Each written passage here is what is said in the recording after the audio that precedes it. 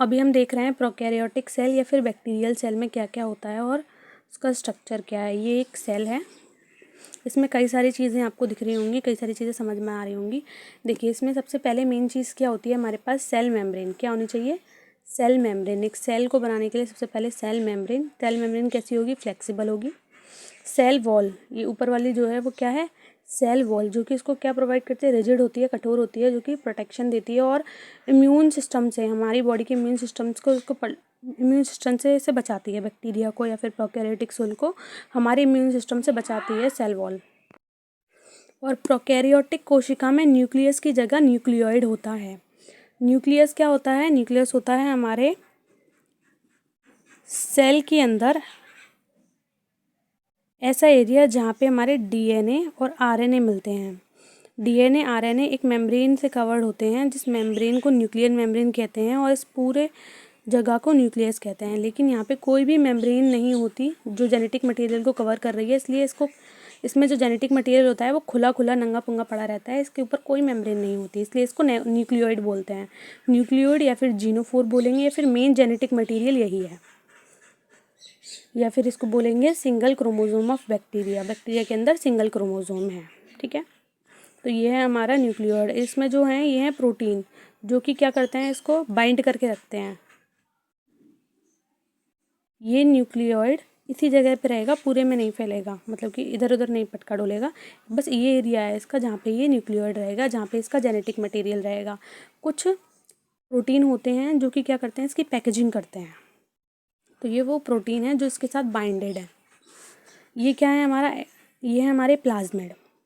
Plasmid होते हैं हमारे डबल स्ट्रैंडेड सर्कुलर डीएनए। इस डीएनए के अलावा कुछ एक्स्ट्रा डीएनए और होते हैं बैक्टीरिया और प्रोकैरियोटिक सेल में, जो कि क्या काम करते हैं, जो काम करते हैं एंटीबॉडी रेजिस्टेंस होते हैं। मतलब कि कोई भी एंटीबॉडी हम अगर खा रहे हैं तो इसके अंदर ऐसे जीन हैं जो जो एंटीबॉडी पर उनका असर नहीं पड़ता। तो हम कुछ ऐसी एंटीबॉडीज़ बना सकते हैं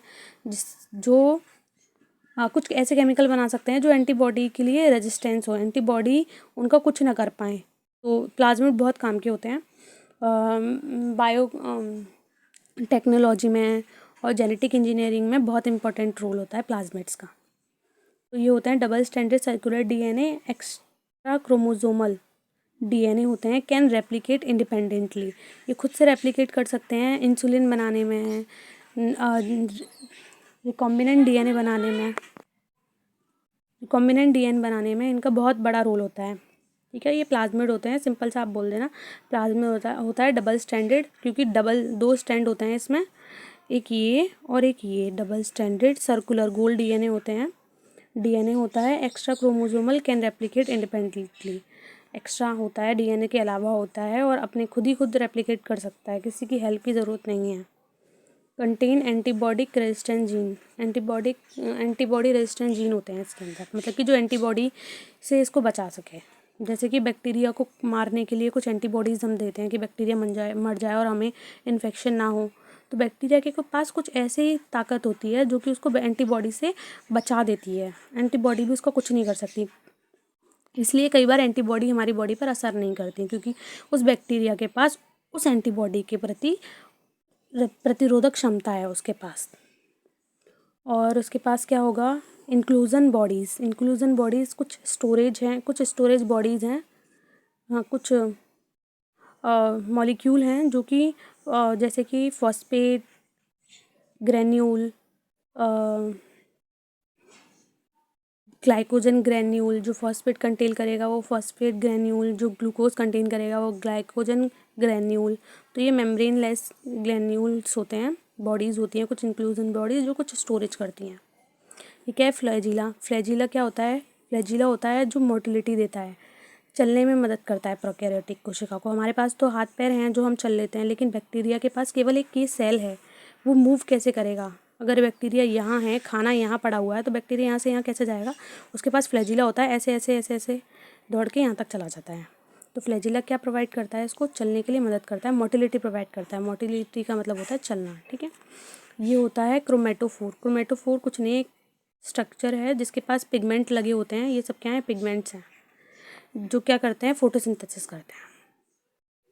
ये सबसे इम्पोर्टेंट है। ये है मीसोसोम। बैक्टीरिया के पास एक मीसोसोम होता है जो क्या हेल्प करता है? रेस्पिरेशन में हेल्प करता है। एटीपी बनाएगा, मतलब बैक्टीरिया के लिए एनर्जी कौन देगा? यही मीसोसोम। ये जो स्ट्रक्चर हैं ये रेस्पिरेशन करते हैं, सिक्रीजन करते हैं। जैसे कि सेल वॉल बनानी है, सेल वॉल टूट गई है तो सिक्रीजन करेंगे, सेल वॉल फॉर्मेशन करेंगे। यही सारी बॉडीज़ ये है ना वेसिकल। इसके अंदर कुछ केमिकल बनेंगे जो बाहर की सेल वॉल बनाएंगे। टिब्यूल।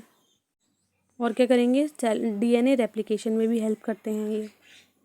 ठीक है, जैसे कि एक स्ट्रैंड को इसने पकड़ लिया इधर से, एक स्ट्रैंड को इधर से पकड़ लिया तो अलग कर देते हैं। डीएनए रेप्लिकेशन में भी मतलब एक तरह से हेल्प करते हैं। तो टिब्यूल, लेमिली और वेसिकल, ये तीनों स्ट्रक्चर को मिला के बोलते हैं मीसोसोम, जो हेल्प करते हैं रेस्पिरेशन में, सिक्रीशन में, सेल वॉल फॉर्मेशन में और डीएनए रेप्लिकेशन में। ये हमारा प्रोकैरियोटिक सेल भी है, बैक्टीरियल सेल भी है, क्योंकि बैक्टीरिया ही प्रोकैरियोट होते हैं और प्रोकैरियोटिक बहुत सारे, मोस्टली प्रोकैरियोटिक बैक्टीरिया ही होते हैं। Okay, so thank you so much.